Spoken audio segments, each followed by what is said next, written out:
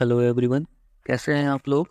तो मैं आज आप लोगों को महिला आयोग पढ़ाने वाला हूं कि महिला आयोग कैसे स्थापित हुआ, क्या उद्देश्य हैं उसके और किस तरीके से आगे काम कर रहा है। तो फिर हम शुरू करते हैं राष्ट्रीय महिला आयोग से। अधिनियम 1990 राष्ट्रीय महिला आयोग अधिनियम 1990 के तहत स्थापित हुआ है। और जो ये स्थापित हुआ है, ये किसके द्वारा स्थापित हुआ, तो केंद्र सरकार के द्वारा स्थापित हुआ है। ठीक है। तो इसकी स्थापना जो हुई है वो नई दिल्ली में हुई है। नई दिल्ली में ही इसका मुख्यालय है। और ये महिला एवं बाल विकास मंत्रालय, जो महिला एवं बाल विकास मंत्रालय है, ये इसके अंतर्गत आता है। कौन आता है? राष्ट्रीय महिला आयोग महिला एवं बाल विकास मंत्रालय के अंतर्गत आता है। तो आगे हम चलते हैं। देखिए, इसके बारे में मैं आपको बताने वाला हूँ कि महिला एवं बाल विकास मंत्रालय एक नोडल एजेंसी कहलाती है। आपको क्वेश्चन में पूछ लेगा कि ये नोडल एजेंसी क्या है, या फिर ऐसे पूछ लेगा कि राष्ट्रीय महिला आयोग की नोडल एजेंसी क्या है, तो आपको बताना होगा कि महिला एवं बाल विकास मंत्रालय है। ठीक है। तो अब हम आगे देखेंगे कि महिलाओं के अधिकार का सतत संरक्षण ये क्या है। तो ये ध्येय वाक्य है या आदर्श वाक्य है? उससे पहले मैं आपको इसकी उद्देश्य बता रहा हूँ। उद्देश्य क्या है कि महिला आयोग का उद्देश्य ये है कि महिलाओं के लिए संवैधानिक और कानूनी संरक्षण की समीक्षा करना तथा सुधारात्मक वैधानिक उपायों की अनुशंसा करना। क्या है? संवैधानिक और कानूनी संरक्षण की समीक्षा करना रहता है और सुधारात्मक वैधानिक उपायों की अनुशंसा करना। तो ये मोटा मोटा सा उद्देश्य है, ये आपको कैसे भी कहीं भी पता चल सकता है। तो ये हमको मालूम होना चाहिए कि राष्ट्रीय महिला आयोग है तो जनरली इसी के बारे में होगा। महिलाओं के अधिकार का सतत संरक्षण मैंने अभी आपको बताया था। क्या है ये? ध्येय वाक्य। ध्येय वाक्य क्या होता है? आदर्श वाक्य। हर किसी संस्था का एक आदर्श वाक्य होता है ना। तो ये वो है। अब हम आगे बढ़ते हैं। गिरजा व्यास। गिरजा व्यास ये एक शब्द नहीं, एक नाम है। ये नाम इसलिए है क्योंकि ये एक महिला है जो 2 बार लगातार महिला आयोग की अध्यक्ष रही हैं। कितने बार? 2 बार रही हैं। तो ये आपको फैक्ट में पूछ सकता है, चाहे आप एसएससी करो चाहे आप एमपीपीएससी करो। तो ये क्वेश्चन पूछ सकता है कि महिला आयोग के 2 बार अध्यक्ष कौन बने हैं। तो गिरिजा व्यास बने। जयंती पटनायक ये फर्स्ट है। जयंती पटनायक फर्स्ट, मतलब पहली अध्यक्ष हैं राष्ट्रीय महिला आयोग की। ठीक है। अब बात करते हैं धारा 3 की। ये धारा 3 कहाँ से आ गया? तो जब मैंने आपको बताया था कि राष्ट्रीय महिला आयोग अधिनियम 1990 के तहत बना है ना, तो 1990 के तहत 1990 जो अधिनियम 1990 की धारा 3 के तहत स्थापित हुआ है। समझ में आया आपको? अधिनियम 1990 की धारा 3। देखिए, हर अधिनियम में, या फिर कहें कुछ अधिनियम में परिभाषाएं होती हैं, तो कुछ अधिनियम में धाराएं होती हैं, कुछ अधिनियम में कानून लिखे होते हैं। तो ये इसमें धारा लिखी है कि अधिनियम 1990 की धारा 3 के तहत ये इस्टेब्लिश हुआ था। ठीक है। अब हम आगे बढ़ते हैं। तो यहाँ पर मैंने केंद्र सरकार लिखा है। तो केंद्र सरकार क्यों लिखा है यहाँ पर?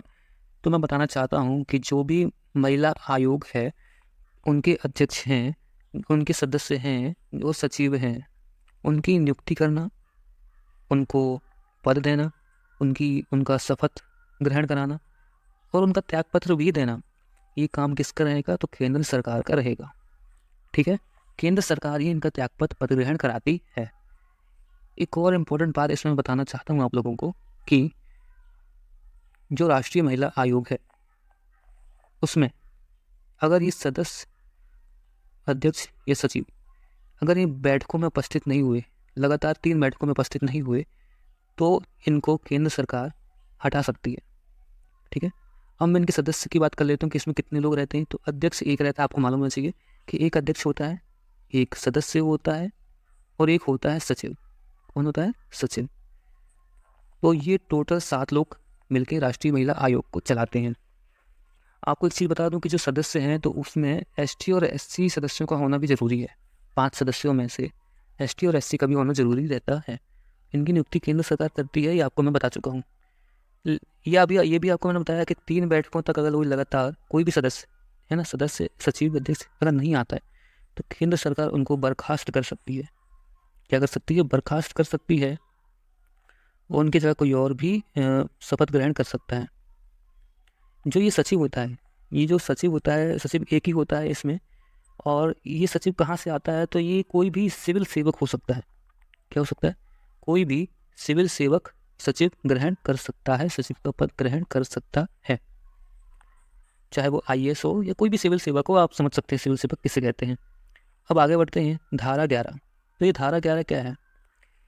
केंद्र सरकार राष्ट्रीय महिला आयोग को अनुदान देती है। क्या देती है?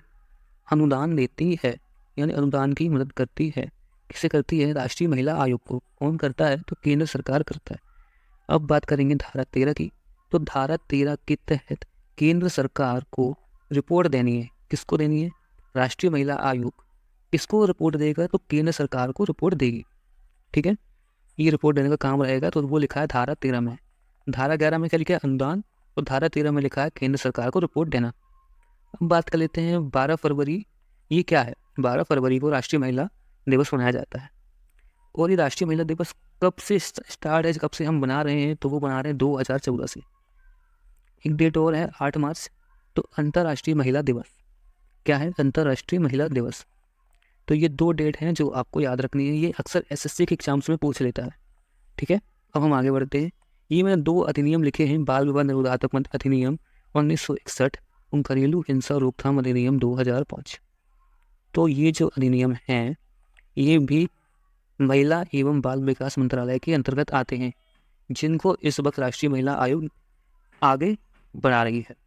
और ये बहुत ज़रूरी थे, इसलिए ये अधिनियम लागू करना के लिए। बाल विवाह निरोधात्मक अधिनियम ये बहुत ज़रूरी है, और घरेलू हिंसा रोकथाम ये बहुत ज़रूरी है। और ये दोनों किससे संबंधित हैं? तो ये महिलाओं से संबंधित है।